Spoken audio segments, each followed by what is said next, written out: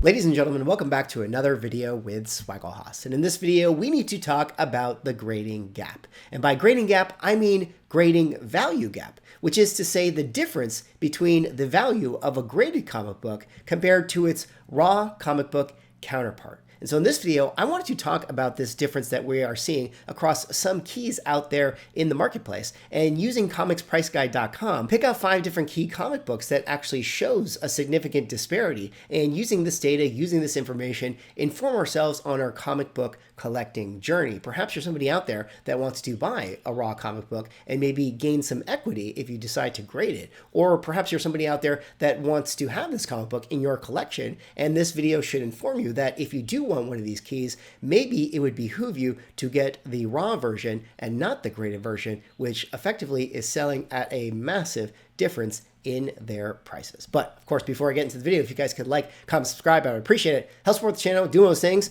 But let us get into the 5 books here today. The first book I wanted to talk about is a classic one from December of 1970. We're talking about Batman number 227, written by Mike Friedrich and Dennis O'Neil, interior arts by Irv Novak, but probably why it is most significant, of course, is the incredible cover done by Neil Adams, an homage to what many people in comics believe is the greatest comic book cover of all time, which of course is Detective Comics number 31 from 1939. But let's hop over to the values tier right here, and with Comics Price Guide, it actually breaks it out between raw values and graded values. Of course, the values are curated through many different sources, and often I think that there's actually user-generated information as well, as you can see from the Suggest Value Update tab. But I wanted to focus in mostly on the high to high mid-grade level, specifically the 9.6, basically down through the 7.0 range right here. And you'll actually notice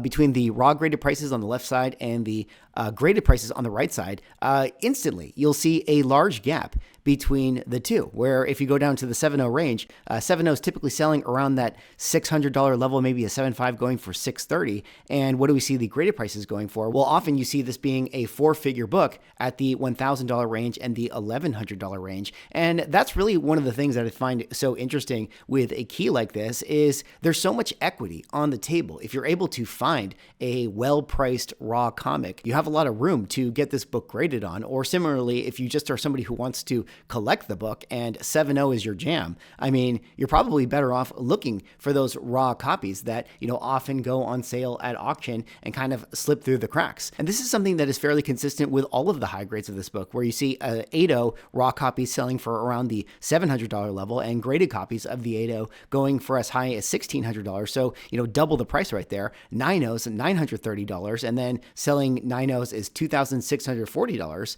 And then you can see how the gap even increases at 9.2 from $1,100 to $3,000, $1,300 to $4,000, and $1,600 to even $5,000. Now, of course, it is important to note that it is not easy to find this book in high grade in its raw form, because if somebody actually has a 9.0 copy or higher, they're very likely going to send it in for the reasons that we're talking about. I mean, they're going to leave a lot of money on the table. But every now and again, you do see those raw books go to auction and slip through the cracks. Now, again, I will mostly point to the fact that this is between, say, the 9.6s down through the 7.0s. But if you start to get into the mid-grade to low-grade range, you'll see that the margin shrinks tremendously, where a 6.0 might sell around the $500 level, but then the graded copy is only $600, so there's only a $100 difference there. And then you go down here to a 3.0 where it might sell for $250, but then the graded copy only sells for $265, and a 2.0 $189 to $225. So at this particular range, if you're somebody who's interested in this book, you might be better off buying the graded one. All right, moving on now to my second pick is another classic Bronze Age key from 1970. Of course, we're talking about Conan the Barbarian, number 1, written by Roy Thomas and drawn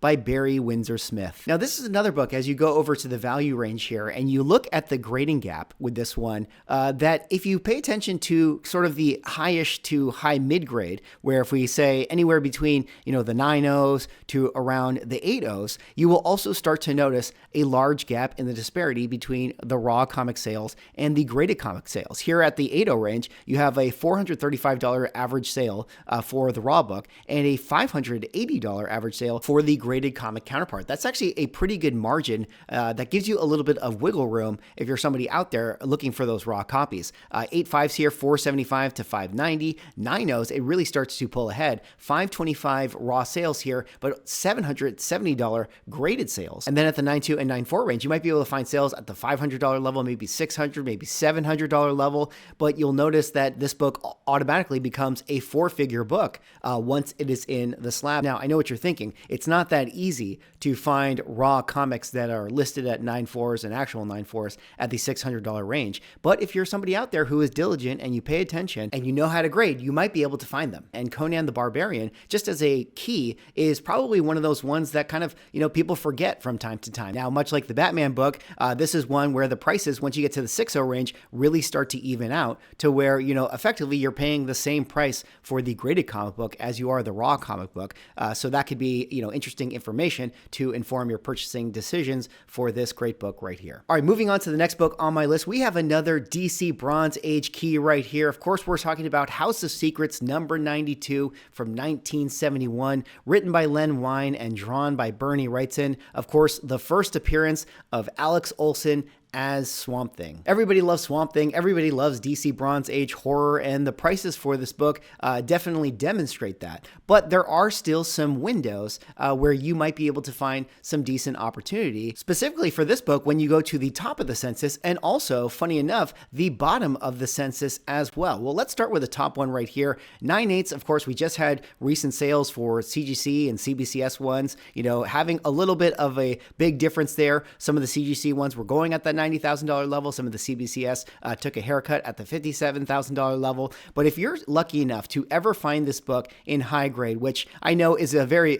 tall task, but you will definitely have a pretty decent cushion for yourself where you'll see, $3,700, maybe $4,000 for the near mint minus type of copies. But those sales in the graded form instantly jump up to $5,000 and $8,000. But you got to make sure that you get that 9.0 because you're paying $3,400 and you get the 8.5. All of a sudden, it completely evens out to selling only around the $3,200. So this is where, knowing how to grade is very, very important. But let's go down here to the lower end of the spectrum. If you go down here to the 4.0 level and the 1.0 level, and you look at some of the raw prices that this book has been selling for, $600 here at the 4.0, $400 at a 3.0, $300 at a 2.0, even $100 at a 1.0, that's still a lot cheaper than what the graded counterpart is selling for. $1,000 for a 4.0, a 3.0 again, $465, but selling for $730 in the graded form, a 2.0 selling for $300 and $650 in the graded form. I feel like this is one of those books that people are always willing to pay up anytime they see it in a slab. And I realize it might be a little bit hard to find this book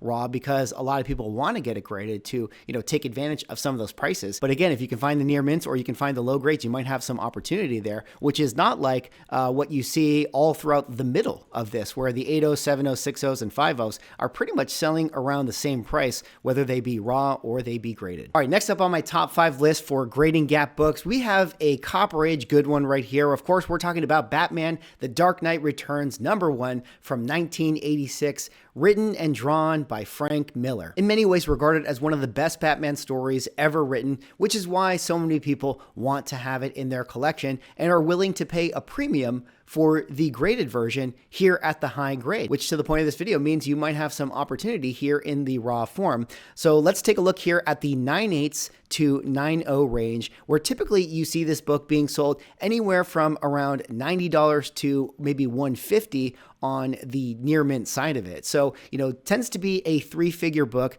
anytime you're in the high grade version of this. But, what's interesting about the graded sales is that even at $100, you still have a pretty decent margin to play in when you actually go to sell the graded counterpart. Where you see here at the 9.0 range, still selling at $113, you jump up to 9.2, it goes to $195, 9.4, $210, 9.6, $310, and then 9.8, it jumps all the way up to a 4-figure book at the $1,220 level. If you're somebody who knows how to find 9.8s, this could be a really good book for you to hunt out there in the wild. Or similarly, if you're somebody who knows you want to collect this book, I would suggest to you, maybe you want to skip the 9.8 and just find a really nice high grade raw. You're going to be saving yourself a lot of money and you're going to want to read that story as well. All right, and the last book I want us to talk about on our list today is the first Marvel Silver Age book. We have, of course, Tales of Suspense number 52 from 1964, written by Stan Lee, drawn by Jack Kirby. And what is the significance of this? Well, of course, this is the first appearance of Natasha Romanoff, the Black Widow. Now, this is one that I think most people would suspect would have a pretty decent grading gap, especially at the high grade level. I mean, if you're lucky enough to find a book, anywhere, say 9.0 and above, of course, you're going to do very, very well when you go on to grade that book. But mostly what I want to focus on for this video is sort of the high to mid grade level. When you're kind of looking at anywhere between 5.5 to 8.5, I think that there's a lot of opportunity here. Here at the 5.5 level, your average raw sales are around the $720 range, and then the 5.5 graded price actually sells around the $880 range. So a pretty safe margin overall. But if you're so lucky to find a 6.0 copy of it, now you're going from $765 to $1,000 here. 6.5, $810 to $1,230. 7.0, $900 jumps up to $1,650. And then if you jump up to the 8.0 range, $1,260 all the way to the $2,300 level for graded copies. And then even at the 8.5 range, $1,350. And now all of a sudden you're in the $3,800 range. That's going to be a nearly 3x margin if you can actually find a copy that presents that well. Much like I said with the Conan book, I think a lot of people always forget about this one. This is one that has corrected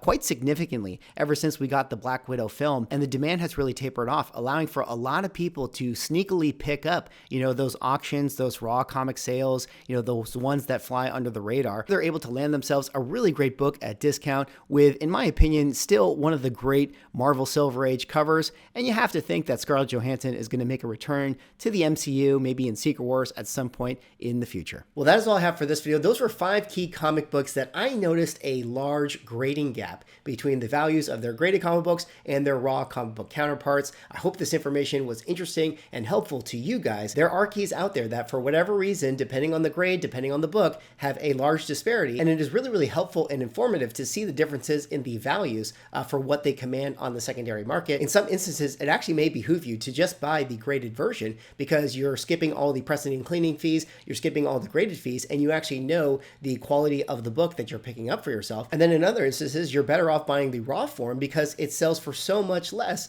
than the graded counterpart. And even if it's a little bit lower grade than you thought, you still will have enough equity in your purchase because you made a good buying decision using this information. Anyways, that's all for this video. Let me know what you guys think. What are some books that you've noticed that have big differences in their grading gap values? Maybe we could talk about them in the future. Thank you, comicspriceguide.com, for supporting and for your information. Like, comment, subscribe. See y'all in the next video.